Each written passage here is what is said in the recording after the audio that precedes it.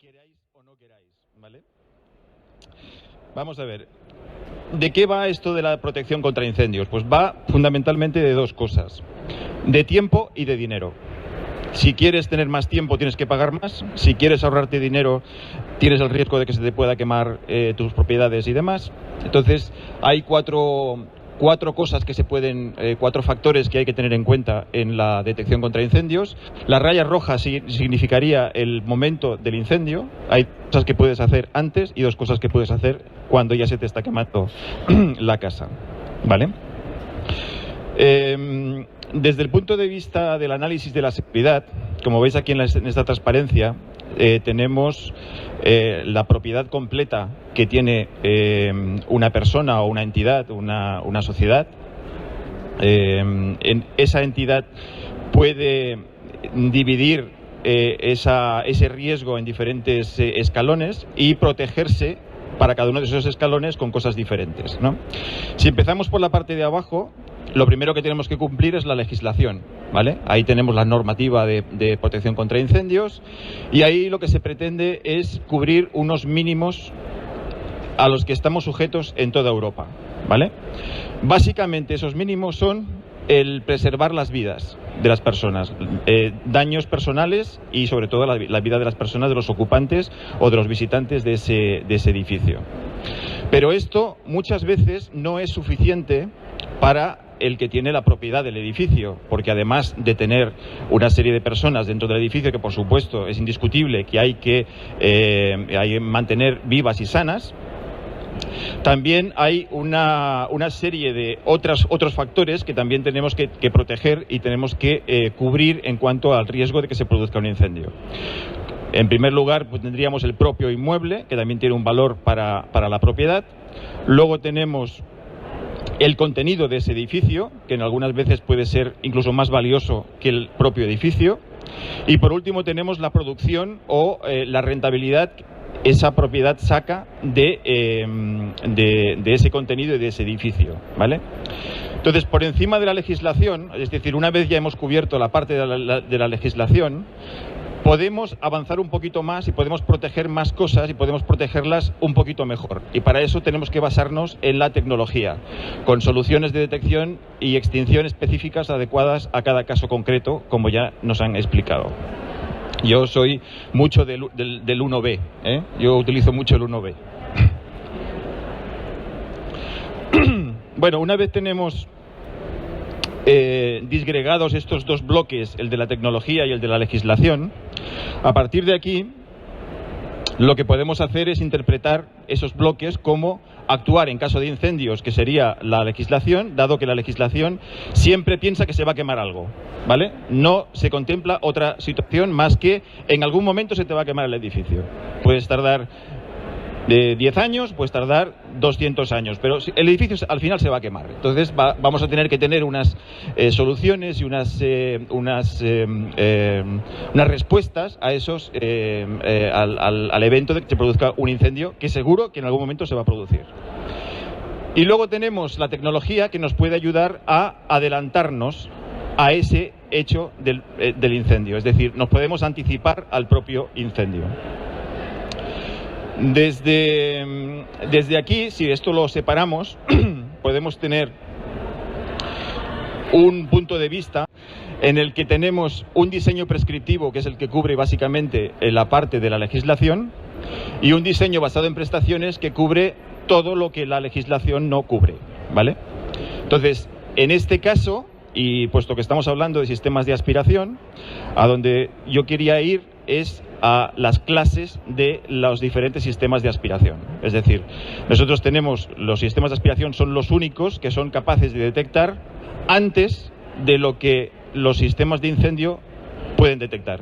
De hecho, nosotros no nos gusta llamar a nuestros sistemas sistemas de detección de incendios, porque si el incendio se produce es que nosotros ya hemos llegado tarde, ¿vale?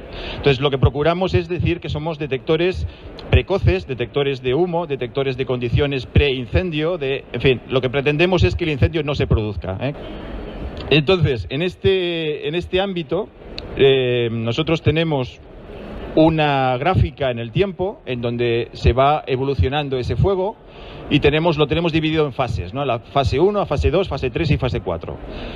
Normalmente todos los sistemas de detección de incendios de tipo estándar, detectores puntuales, barreras de infrarrojos y todo este tipo de cosas, actúan en la fase 2, es decir, cuando ya el humo es visible, porque si el humo no es visible, los detectores de humo no pueden actuar, ¿vale? Entonces, dependiendo de en qué fase detectemos nosotros, los daños que podemos considerar van a ser mayores o menores. Cuanto antes detectemos, si detectamos en la fase 1 y sobre todo al principio de la fase 1, la detección es muy difícil, pero si lo conseguimos vamos a tener una ventaja tanto en tiempo como en daños, ¿vale?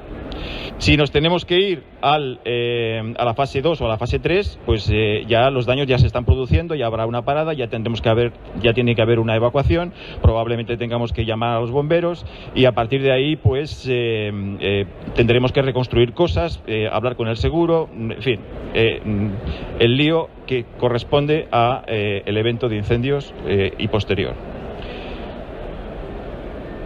Una vez definido el campo, el ámbito donde nos queremos mover y lo que queremos conseguir con la detección de incendios, tenemos que, si queremos poner un sistema de aspiración, que en muchas ocasiones es una alternativa a otros sistemas, no quiero decir que el sistema de aspiración tenga que reemplazar a todos los sistemas que hay en el mundo de detección de incendios, ya me gustaría, pero hay que reconocer que no es posible y que no es necesario tampoco. Entonces, cuando queremos poner un sistema de detección por aspiración, tenemos que considerar estos 4 enfoques que veis en la pantalla.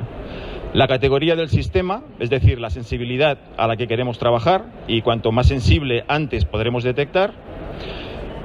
La arquitectura del espacio, es decir, el tamaño y la forma que tiene el local o el volumen, el espacio que queremos proteger. El tipo de ambiente que hay en ese espacio, es frío, es caliente, tiene polvo, hay corrientes de aire, este tipo de consideraciones. Y por último, otros condicionantes que también nos puedan afectar a la instalación. Por ejemplo, con qué se va a conectar mi sistema, o sea, una vez yo detecte qué es lo que va a pasar después. Se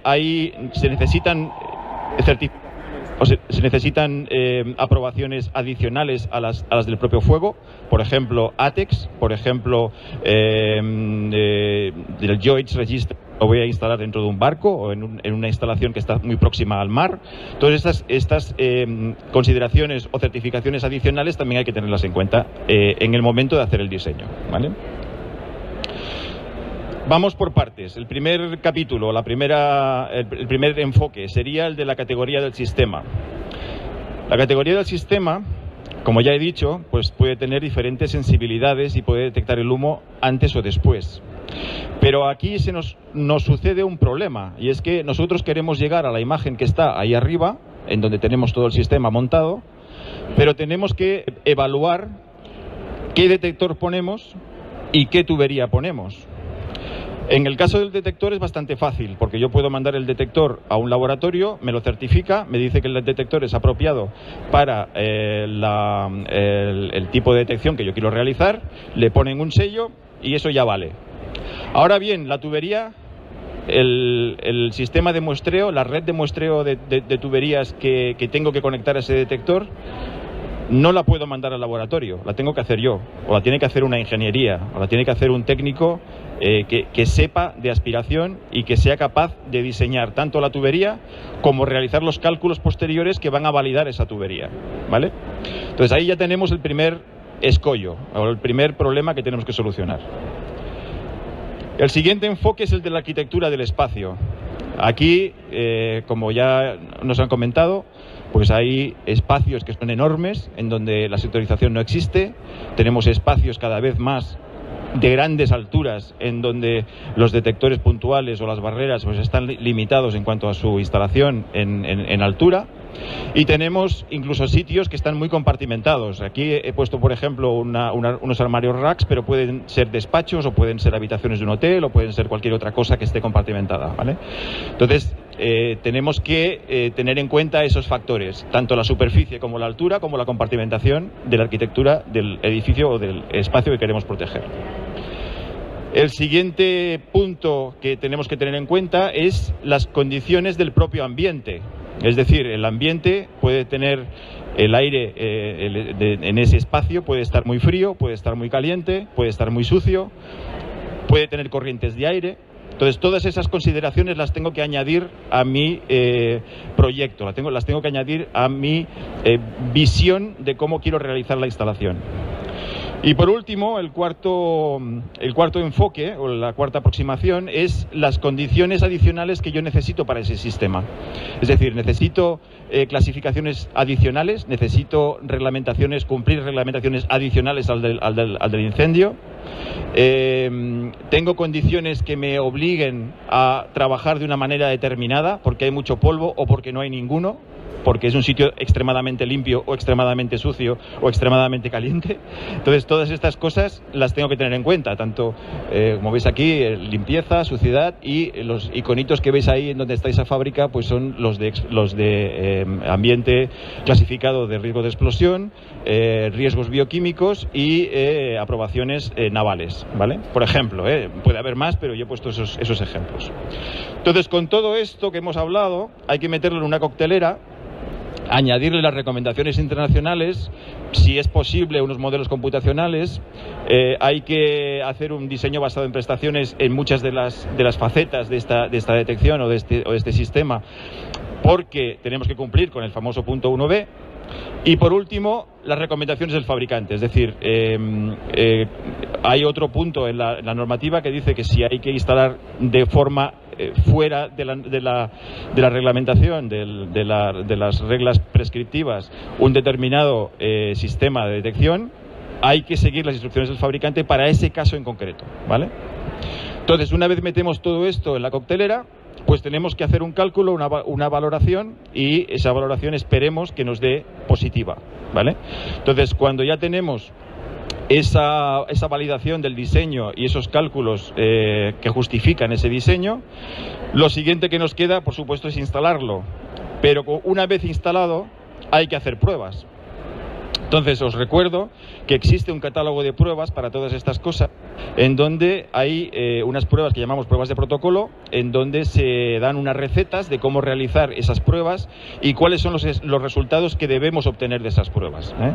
Estos serían pruebas simular situaciones de incendio. Hay unas tablas, y en esas tablas habría que recoger cuáles son el tipo de dispositivo que hemos empleado en esa instalación. Llamamos dispositivo al trozo de tubería con los diferentes accesorios que van incluidos en ella. Cuál sería el tipo de aplicación para la que estamos trabajando, es decir, ¿es para un edificio alto, es para un edificio bajo, es para categoría de sensibilidad de clase A, clase B, clase C, etcétera? Y todo eso nos va a dar un resultado que sería una prueba de protocolo o una serie de pruebas de protocolo de donde nosotros tendríamos que elegir una para realizarla y pasar esa prueba de protocolo, ¿vale? A continuación, había puesto unas pruebas de protocolo para que las vierais, porque normalmente no se suelen ver. No tenemos mucho tiempo, así que no las voy a dejar correr mucho, ¿vale? E incluso alguna la voy a adelantar más de la cuenta. Esta, por ejemplo, sería una prueba de protocolo para detectar dentro de armarios eléctricos. Entonces, lo que se hace es que se pone esa regleta con esa resistencia de 10 ohmios, un cuarto de vatio, se le conecta a una fuente de electricidad para que la resistencia se queme, y el poquito humo que salga tiene que ser detectado en el tiempo en el que se establece en el protocolo de pruebas, ¿vale? Entonces voy a ver si puedo... Bueno, voy a dejar que se queme la resistencia y pasamos a la siguiente, ¿vale?